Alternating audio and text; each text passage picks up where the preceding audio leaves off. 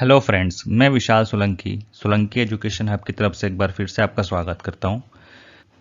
हमने पहला अध्याय 3 टॉपिक के थ्रू पूरा कंप्लीट कर लिया है। अब उसके हम कुछ न्यूमेरिकल्स देखेंगे। पहला न्यूमेरिकल है, भौतिकी में इनका अध्ययन किया जाता है। किनका? पौधों का, मानवों का, पशु पक्षियों का या प्रकृति व प्राकृतिक घटनाओं का। जब आप पहला ही टॉपिक पढ़ेंगे तो आपको पता चलेगा कि इसका सही उत्तर है डी, प्रकृति व प्राकृतिक घटनाओं का हम अध्ययन करते हैं। दूसरा क्वेश्चन है, निम्न में से कौन सा कथन सही नहीं है? भौतिकी में प्रकृति व प्राकृतिक घटनाओं का अध्ययन किया जाता है, या फिर भौतिकी व तकनीकी एक दूसरे से संबंधित नहीं है, या फिर वैद्युत गतिकी में आवेशित व चुंबकीय पिंडों से संबंधित विद्युत व चुंबकीय घटनाओं का अध्ययन किया जाता है, या फिर किसी प्रक्रिया में अपरिवर्तित रहने वाली भौतिक राशियों को संरक्षित राशियां कहा जाता है। तो इसका सही उत्तर क्या है? इसका सही उत्तर है बी, यह सही नहीं है कि भौतिकी व तकनीकी एक दूसरे से संबंधित होती है। तीसरा क्वेश्चन है, निम्न में से कौन सी भौतिकी की शाखा नहीं है? यांत्रिकी, प्रकाशिकी, कोशिका अनुवांशिकी या वैद्युत गतिकी। इसका सिंपल सा उत्तर दिख रहा है कोशिका अनुवांशिकी। ये जीव विज्ञान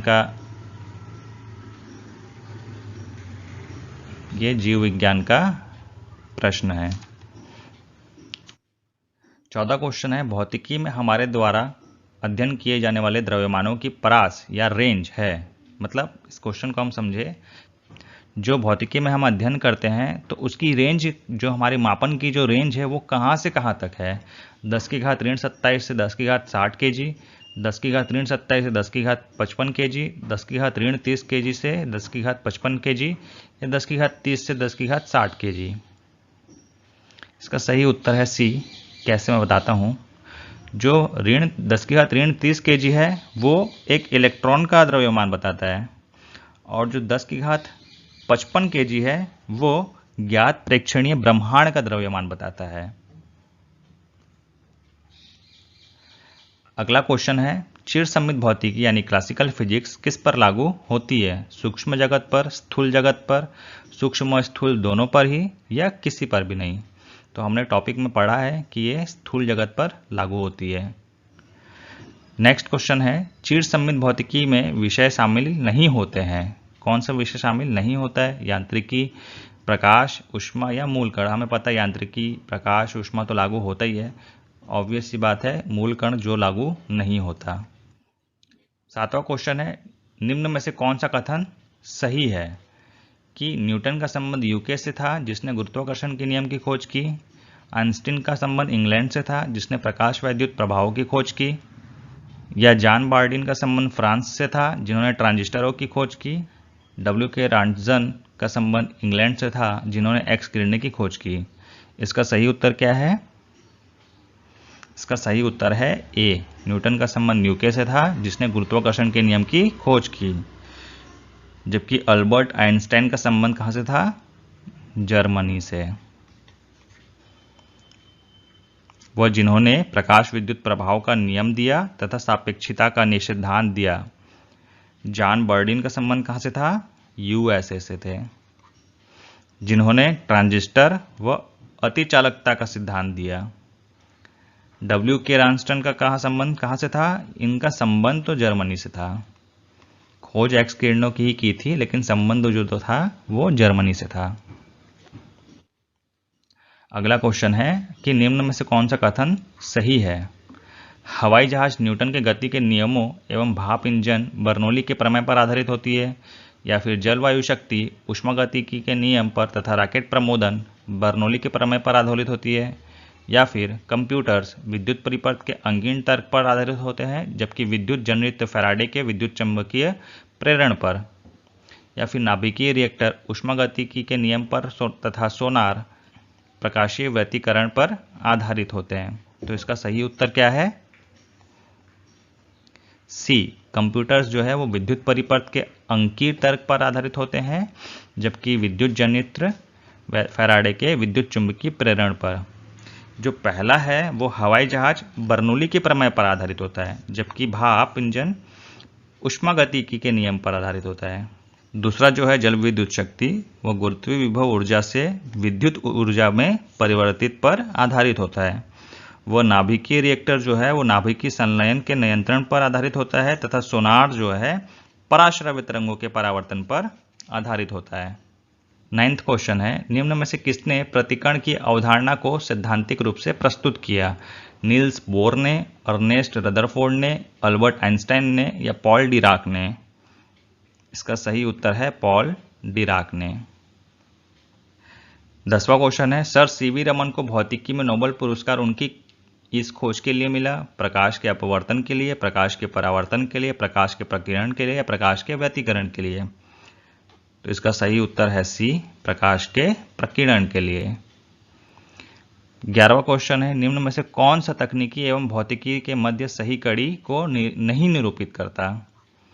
प्रकाश सेल, प्रकाश विद्युत प्रभाव का, रॉकेट प्रमोदन, ऊष्मागतिकी के नियम का? तो ऑब्वियस सी बात है, इसका उत्तर बी है, रॉकेट प्रणोदन ऊष्मागति के नियम का नहीं दिखाता है।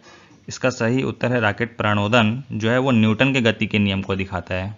12वां है, किस वर्ष को अंतर्राष्ट्रीय भौतिकी वर्ष घोषित किया गया था? तो सिंपल सा उत्तर है 2005, इसको याद रखिएगा। 2005 को अंतर्राष्ट्रीय भौतिक वर्ष घोषित किया गया था। 13वां क्वेश्चन है, विद्युत चुंबकीय तरंगे का निर्माण, प्रसार तथा पता लगाना निम्न में से किसका आधार है? लेजर्स का, रिएक्टर्स का, रेडियो व टेलीविजन का या कंप्यूटर्स का? तो इसका सही उत्तर है सी, रेडियो व टेलीविजन। 14वां क्वेश्चन है, आकाश में विद्युत चमकने को किसने खोजा? तो फ्रैंकलिन ने। अगला क्वेश्चन है, जीएमआरटी का पूर्ण रूप क्या है? Ground mobile receive terminal, geometric mean reciprocal titre, giant metre wave radio telescope या general maintenance and repair technician? इसका सही उत्तर है C, giant metre wave radio telescope. 16वां क्वेश्चन है, इलेक्ट्रॉन सूक्ष्मदर्शी इलेक्ट्रॉन को उनके किस गुणधर्म के लिए प्रयुक्त करता है? चक्रण के लिए, तरंग प्रकृति के लिए, नकारात्मक आवेश के लिए या इनमें से कोई नहीं? इसका सही उत्तर है तरंग प्रकृति के लिए। 17वां क्वेश्चन है, निम्न में से कौन सा कथन गलत है? ध्यान दीजिएगा, गलत है। बोर ने हाइड्रोजन परमाणु के सिद्धांत को तथा युकावा ने नाभिकीय बलों के सिद्धांत को प्रतिपादित किया। गुरुत्वाकर्षण के नियम की खोज न्यूटन के द्वारा तथा जड़त्व के सिद्धांत की खोज गैलीलियो के द्वारा की गई। या फिर प्रकाश विद्युत प्रभाव के नियम की खोज आइंस्टाइन के द्वारा तथा विद्युत चुंबकीय प्रेरण के नियम की खोज फैराडे के द्वारा की गई। या न्यूटन की खोज जे थॉमसन ने तथा इलेक्ट्रॉन की खोज जेम्स चैडविक ने की। कौन सा कथन गलत है? इसमें डी जो हमारा आखिरी है वो गलत है। न्यूट्रॉन की खोज जेम्स चैडविक ने की थी जबकि इलेक्ट्रॉन की खोज जे थॉमसन ने की थी, जस्ट उल्टा। अगला क्वेश्चन है, सोनार निम्न में से कौन सी तरंगों को उत्सर्जित करता है? रेडियो तरंगों को, सूक्ष्म तरंगों को, अति सूक्ष्म तरंगे को या गामा तरंगे को? इसका सही उत्तर है अति सूक्ष्म तरंगे को। 19वां क्वेश्चन है, साइक्लोट्रॉन की खोज किसने की थी? जेम्स चैडविक ने, जेम्स क्लर्क मैक्सवेल ने, माइकल फैराडे ने या अर्नेस्ट ऑरलैंडो लॉरेंस ने? इसका सही उत्तर है डी, और अर्नेस्ट ऑरलैंडो लॉरेंस। किस वर्ष में हॉर्न व मेटनर ने यूरेनियम के न्यूट्रॉन प्रेरित संलयन की अवधारणा की खोज की थी? 1938, 1950, 1945 या 1928? इसका सही उत्तर है ए, 1938। अगला क्वेश्चन है, किसी डोरी में घर्षण एवं तनाव का बल है। कोई डोरी है उसमें अगर घर्षण और तनाव का बल है तो क्या होगा? वो गुरुत्वाकर्षण बल होगा, विद्युत चुंबकीय बल होगा, नाभिकीय बल होगा या कमजोर बल होगा? ऑब्वियस सी बात है विद्युत चुंबकीय बल होगा। जब घर्षण और तनाव दोनों विकसित होगा तो विद्युत चुंबकीय बल का निर्माण होगा। गुरुत्वाकर्षण बल की परास यानी रेंज क्या है? इसकी रेंज है अनंत, गुरुत्वाकर्षण बल की रेंज। अगला क्वेश्चन है, निम्न में से कौन सा बल प्रकृति में मूलभूत रूप से नहीं है? गुरुत्वाकर्षण बल, विद्युत चुंबकीय बल, प्रबल नाभिकीय बल या तनाव? तनाव कोई बल नहीं होता, तनाव इसका उत्तर है तनाव। जो चौथा आएगा उसमें आएगा दुर्बल नाभिकीय बल। दुर्बल नाभिकीय बल। 24वां क्वेश्चन है, निम्न मूल बलों को अपेक्षित शक्ति के बढ़ते हुए क्रम में व्यवस्थित करें। हमें जो दिया है गुरुत्वाकर्षण बल, विद्युत चुंबकीय बल, दुर्बल नाभिकीय बल व प्रबल नाभिकीय बल, इसको बढ़ते क्रम में लिखना है। तो इसका आंसर चलो मैं बता देता हूँ बी। क्यों वो भी बताता हूँ रीज़न। गुरुत्वाकर्षण बल जो है उसका रेंज है 10⁻⁻39। विद्युत चुंबकीय बल जो है उसका रेंज है 10⁻⁻2। दुर्बल नाभिकीय बल है उसका है 10⁻⁻13 व प्रबल नाभिकीय बल है उसका है 1। तो अब हम इसको बढ़ते हुए क्रम में लिखेंगे तो ये आएगा हमारा फर्स्ट, ये आएगा हमारा सेकंड, ये आएगा हमारा थर्ड, ये आएगा हमारा फोर्थ। मतलब पहले क्या आएगा, पहला, फिर तीसरा, फिर दूसरा, फिर चौथा, जो कि हमारा आंसर ये है। 25वां क्वेश्चन है, दूरी के व्युत्क्रम वर्ग के नियम का पालन किया जाता है गुरुत्वाकर्षण बल के द्वारा, विद्युत चुंबकीय बल के द्वारा, दोनों के द्वारा या दोनों के द्वारा ही नहीं?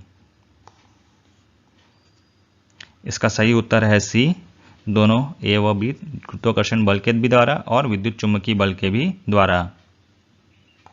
अर्थात गुरुत्वाकर्षण बल एवं विद्युत चुंबकीय बल दोनों ही दूरी के व्युत्क्रम वर्ग नियम का पालन करते हैं। 26वां क्वेश्चन है, निम्न में से प्रबल नाभिकीय बल के बारे में सही कथनों को बताइए। पहला है, आवेश स्वतंत्र होते हैं, यह प्रकृति में सर्वाधिक प्रबल बल होता है, इसकी परास बहुत अधिक होती है, यह नाभिकीय के स्थायित्व के लिए जिम्मेदार होती है। तो बताइए कौन कौन से कथन सही है इसमें से? S1, S2, S3, S4 कौन से? इसका सही उत्तर है सी, S1, S2 व S4। क्योंकि S3 जो है इसकी परास बहुत अधिक होती है, ये गलत है। 27वां क्वेश्चन है, इनमें से कौन सा संबंध सही है? E = mc, E = mc², E = 2mc², E = mc²/4। Obvious सी बात है, बहुत इजी क्वेश्चन है, इसका कुछ तर्क नहीं बता सकता। E = mc² इसका सही उत्तर है। और आइंस्टाइन के अनुसार ऊर्जा का एवं द्रव्यमान का संबंध किससे होता है? E = mc², जहाँ पे c जो है वह प्रकाश की चाल है। 28वां क्वेश्चन है, निम्न में से कौन सा कथन संरक्षण के अनुसार सही नहीं है? संरक्षण का नियम निरीक्षणों व प्रयोगों पर आधारित परिकल्पना है। संरक्षण नियमों का प्रकृति की सममित से गहरा जुड़ाव है। संरक्षण के नियम को सिद्ध नहीं किया जा सकता। ऊर्जा, रेखीय संवेग, कोणीय संवेग के संरक्षित भौतिकी मूलभूत नियम माने जाते हैं। इसमें से कौन सा गलत है संरक्षण के नियम के अनुसार? तो बी,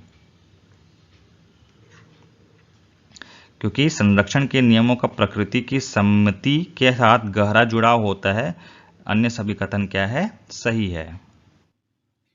निम्न में से कौन सी भौतिक राशि संरक्षित नहीं की गई है? ऊर्जा को, रेखीय संवेग को, बल को या द्रव्यमान को?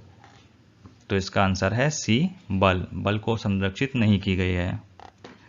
आखिरी क्वेश्चन है, चंद्रमा पर गुरुत्वीय त्वरण है पृथ्वी का 1/6वां भाग, पृथ्वी के समान, पृथ्वी के 1/3वां भाग या पृथ्वी का 1/5वां भाग?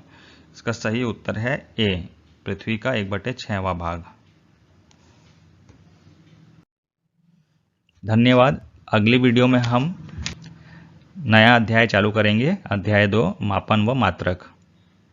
ये सीजी बोर्ड का सिलेबस है, अतः आप सभी सीजी बोर्ड व सीबीएसई भी लगभग समान ही है इसके, तो आप इसको पढ़ सकते हो, उसको देख सकते हो। धन्यवाद।